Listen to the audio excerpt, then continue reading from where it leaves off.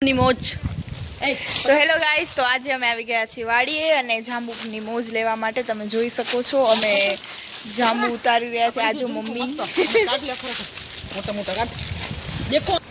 હા તમે જોઈ શકો છો મારી મમ્મી જાંબુ ઉતારી રહી છે. બચપનની યાદો તાજી કરી રહ્યા છીએ અમે લોકો. તમે જોઈ શકો છો ઘણા બધા પડ્યા છે. તમે જોઈ શકો છો જાંબુ.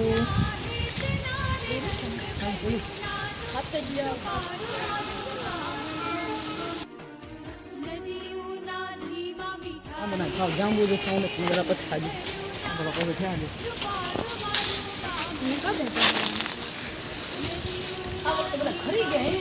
કેવા લાગે જાંબુ તને?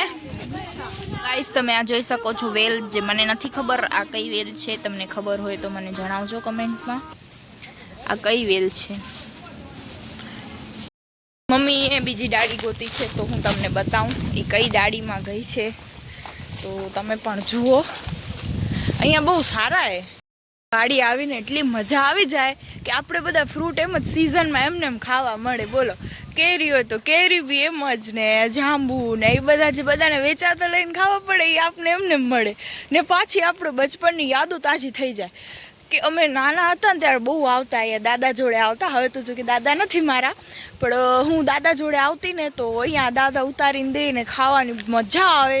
ને કેરીની બી એક ઓલી હોય કે જે વાડીએ મજા આવે ને, જે વાડી ટેસ્ટ આવે ને એ ઘરે ના આવે. કેમ કે ઘરે આપણે ચાકાથી ને એમ કરીને ખાઈએ ને વાડીએ ડાયરેક્ટ ઉતારીને. ને જે કેરી હોય તમે જોઈ શકો છો આ અમારા આંબામાં બહુ બધી કેરી લાગી આ ફેરે. મસ્ત છે.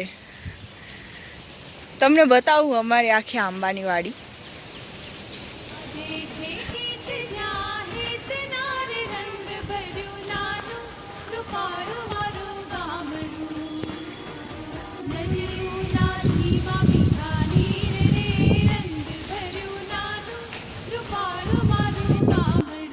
હવે તમે જોઈ શકો છો આ છે સીતાફળનું ઝાડ, જેમાં બહુ છોટા છોટા સીતાફળ છે હજુ. તમે જોઈ શકો છો.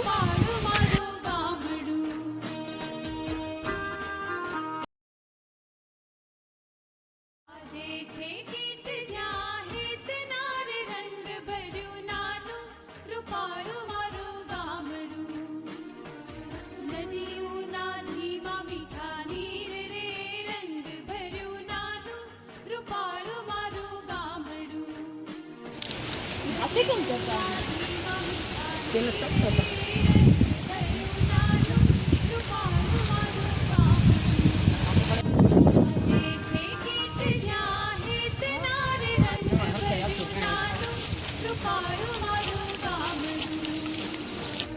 આજે મને કેરી પણ મળી ગઈ છે અને હવે જાંબુ ઉતારાઈ ગયા છે. તો હવે અમે ઘરે જઈએ છીએ. તો અમે આયા ચાલતા ચાલતા જતા એટલે તમને બતાવશું કે આજુબાજુ વાડી કેવી છે. અને હવે અમે નીકળી ગયા છીએ અને આને કહેવાય ગાય બાંધવાનું ઘમણ. આ હે ને અહીંયા પહેલાના જમાનામાં હે ને તે ગાયું બાંધતા એને ઘમણ કહેવાય. પેલા તારી માગી ગોળ લાવી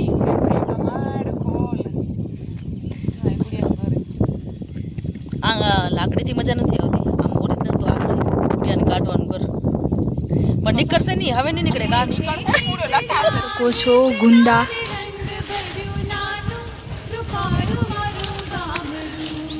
એના મારી કચ્છમાં લિયાડી કહેવાય આને.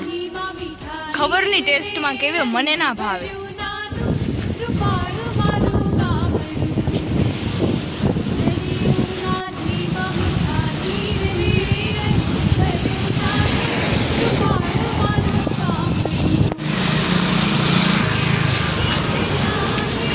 અમારા માવાણીના પિતૃદેવ.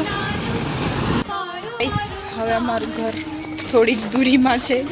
બસ અમે ગામમાં એન્ટર થઈ ગયા છીએ. આમાં બાજુવાળા હેતલ કાકીનું ઘર.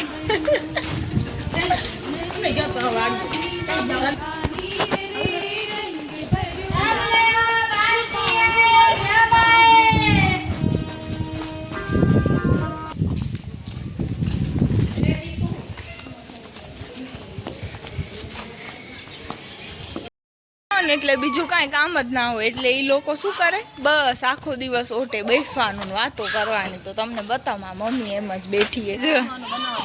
અમે રાખી છે પોતા કરવા આવે પછી રસોઈ બનાવવા આવે અમને તો આમને મોટે જ બેસવાનું હોય. આવડા જાડા થઈ ગયા તો આ જો આ બધે ઓટે કોક ને કોઈક બેઠું જ હશે ને ગામની ખાસિયત જ ઈ. હા